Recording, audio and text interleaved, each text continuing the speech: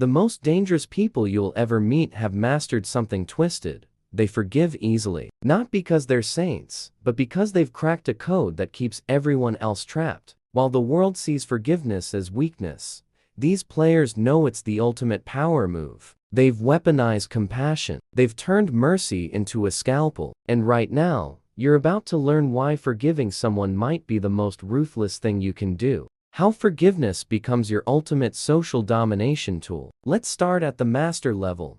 Forgiveness as large-scale social manipulation. Here's what most people miss completely. When you forgive someone publicly, you're not just dealing with that one person. You're broadcasting a message to everyone watching, and that message carries devastating power.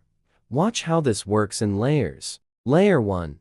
You demonstrate superhuman emotional control. Everyone expects you to explode, to retaliate, to show weakness. Instead, you show absolute calm. That communicates strength. Not the primitive strength of anger, but the refined strength of someone who doesn't need to prove anything. Layer 2.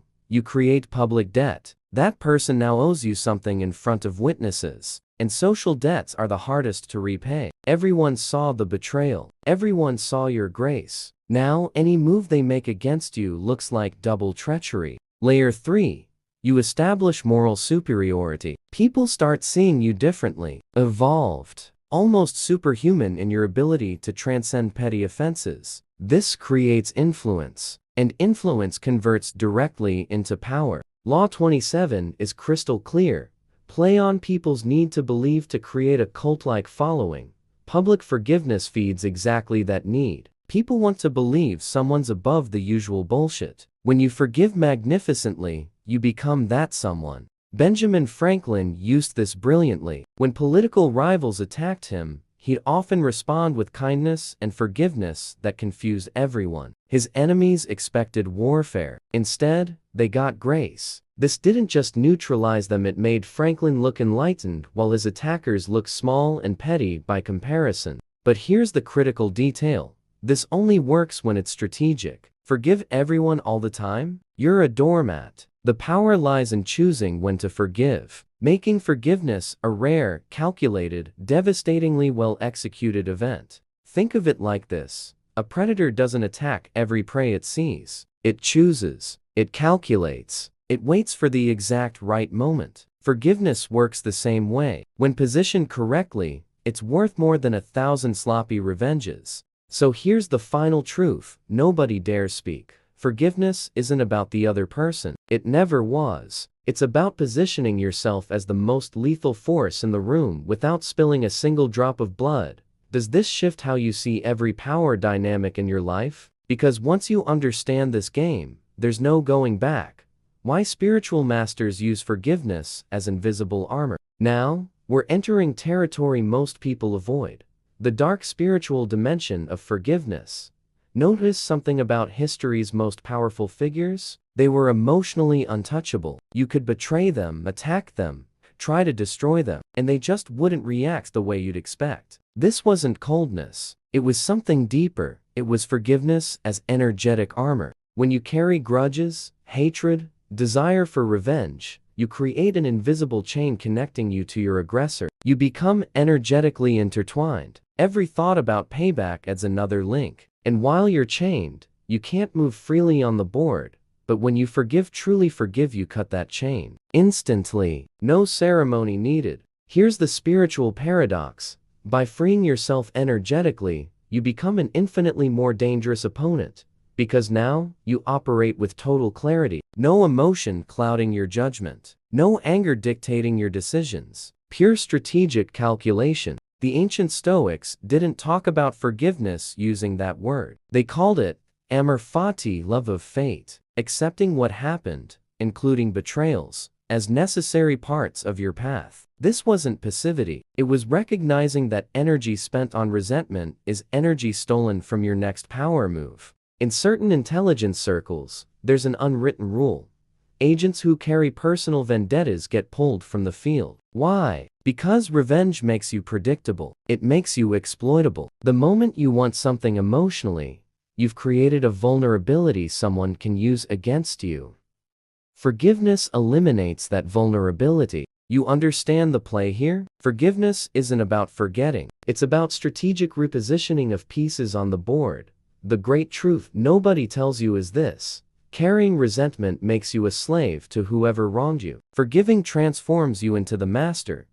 Can you feel that role reversal happening? Think about it. Every minute you spend hating someone is a minute they control your thoughts. They're living rent-free in your head, dictating your emotional state, influencing your decisions. Meanwhile, they might not even be thinking about you. That's not power, that's imprisonment. But when you forgive, you evict them completely. Suddenly, you're operating from pure strategy rather than reactive emotion. And that's when you become truly dangerous.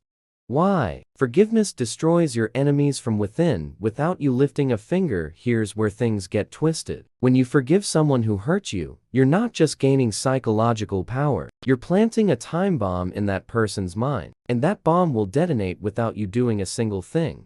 Let me break down the dark mechanics. Every human has an internal justice system. We expect consequences for our actions. When we betray, hurt, or harm someone, there's a primitive part of our brain expecting retaliation. This is ancestral, tribal, coded into our DNA. But when retaliation doesn't come, when, instead of punishment, you receive forgiveness, the brain collapses. That person gets trapped in a sick mental loop. Why did they forgive me? I don't deserve this. What are they planning? Am I worse than I thought? Unexpected forgiveness creates an unpayable psychological debt, and the person starts punishing themselves in ways you never could. The most effective interrogators during the Cold War weren't the ones who used harsh tactics. They were the ones who showed unexpected kindness to captured agents. This created such brutal cognitive dissonance that subjects would simply break down, offering information voluntarily just to relieve the guilt of being treated well by someone they considered an enemy. See the irony? You forgive, and the person self-destructs, without you spending energy, without you getting your hands dirty, without you creating evidence that could be used against you later. It's outsourced revenge. You delegate the destruction to the traitor's own conscience. And here's the beautiful part. While your enemy consumes themselves internally, you're free. You don't carry the weight of resentment. You don't waste energy planning payback. You simply won and moved on. Law 36 teaches us, disdain things you cannot have. Ignoring them is the best revenge. But forgiveness is even more sophisticated. You don't ignore. You acknowledge the betrayal, look the traitor in the eye, and choose to forgive. This amplifies the message. You're not even worth my hatred.